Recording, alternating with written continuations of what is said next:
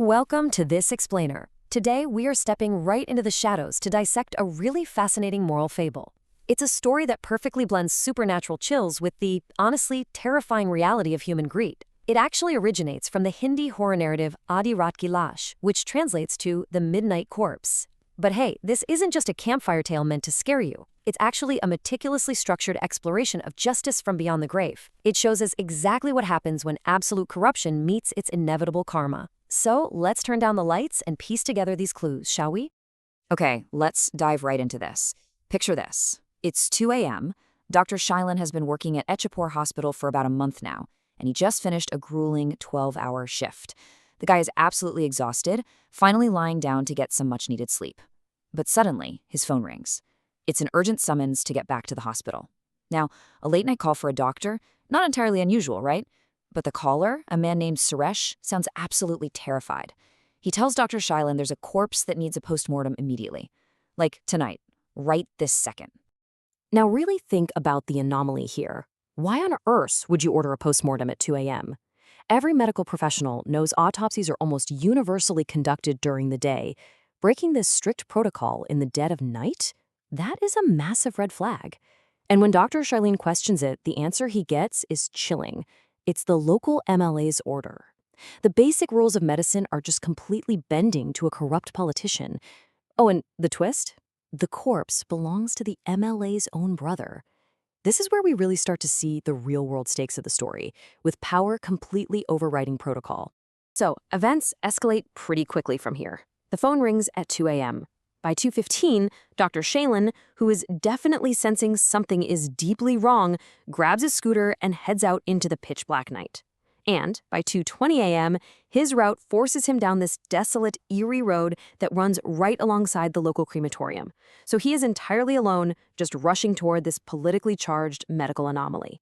But out there on that dark road, a mysterious figure just steps out of nowhere and flags him down. Naturally, Dr. Shailen stops.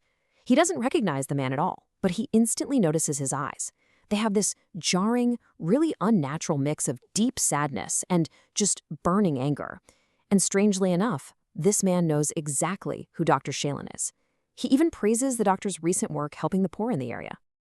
The stranger then asks for a ride to the hospital. When Shailen asks why, the guy replies with this incredibly chilling detail. He says, "I am the companion of the man who died." He then casually drops a massive bombshell. The MLA's brother didn't die of natural causes. He was murdered. And the police? Well, he says they absolutely cannot be trusted because they're already deep in the MLA's pocket. Now, to really understand this murder, we have to take a look at the two brothers. The victim, Amal, was widely known as a righteous protector of the village. He completely idolized his older brother. But that older brother, the MLA, he represents a complete and total corrupt abuse of power. He uses his political strength not to lift people up, but to ruthlessly exploit them. It's basically a classic tale of light versus dark, playing out right within the exact same family.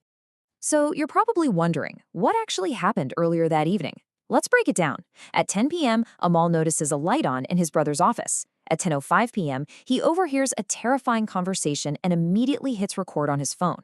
But after fleeing the scene, Amal is ambushed on the road at 10:15 p.m. by hired goons. His final moments are just this desperate, violent struggle to protect that recording. And what Amal recorded was truly horrific. It was a massive, cold-blooded human trafficking operation.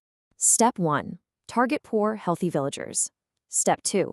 Have them killed, harvest their organs, and falsely tell their grieving families they died of some sudden disease. And step 3, sell those organs on the black market for a massive, massive profit. The pure malice of this whole plot is perfectly captured in a truly chilling quote from the MLA himself. "In this world, nothing is greater than money." When Amal confronts him, completely horrified that his idol would stoop to butchering innocent people, the MLA doesn't even flinch. His greed is just absolute. It has consumed him so entirely that he is willing to sacrifice vulnerable villagers and ultimately order the execution of his own flesh and blood just to protect his profit margin. Which brings us to arguably the most vital question in this whole investigation. If Amal was caught and brutally murdered by those goons specifically because he refused to hand over his phone, how did the evidence actually survive? I mean, the goons surely searched him, right? Well, the answer is that Amal, realizing he was outnumbered and totally out of time, actually managed to stash his phone in a secret location right before they got their hands on him. And this right here is where the supernatural element steps in to aid justice. That mysterious hitchhiker on Dr. Shaylin's scooter, he reveals he knows exactly where that phone is hidden. Because Dr. Shaylin has proven himself as someone trustworthy to the poor, the stranger guides him straight to the secret spot. So Dr. Shaylin retrieves the phone, securing the audio and video evidence of the MLA's organ trafficking ring. With the evidence safe, the stranger tells the doctor to hurry to the hospital, and then he just vanishes entirely into the dark. Leaving his scooter outside, Dr. Shaylin bypasses the hospital's front desk entirely and descends straight down into the freezing morgue. The overhead lights are humming loudly as he steps into the autopsy room, and he is completely, utterly alone. Right in the center of the room, a stainless steel table gleams under the harsh light, and on top of it lies a lifeless body, wrapped tightly in a pristine white shroud. Silence fills the room as he steps right up to the edge of the table. He reaches out, grips the fabric, and with one quick motion, he pulls back the shroud. And in that split second, the ground just completely falls out from beneath him. Because the face staring up at him from that cold steel table, it's a face he just saw. The corpse is his passenger. The dead man is Amal, literally the exact same person who was sitting on the back of his scooter just moments ago, guiding him to the evidence of his own murder. The companion of the dead man was the dead man himself. Crazy, right? Armed with this impossible truth, the resolution is incredibly swift. Dr. Shaylin immediately cancels that illicit 2 a.m. postmortem.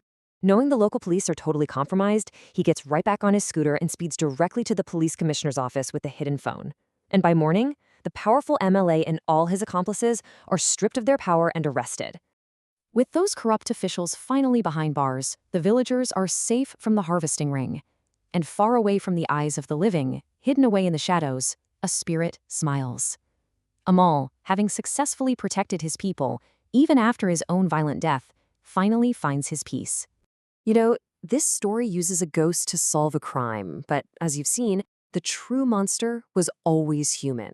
It was the absolute, unyielding greed of a politician who was willing to harvest the poor and murder his own brother just for profit. It really leaves us with a chilling thought. If the pursuit of money can turn a brother into a monster, who can you really trust in the dark? Thank you so much for joining me on this explainer, and as always, keep questioning the shadows.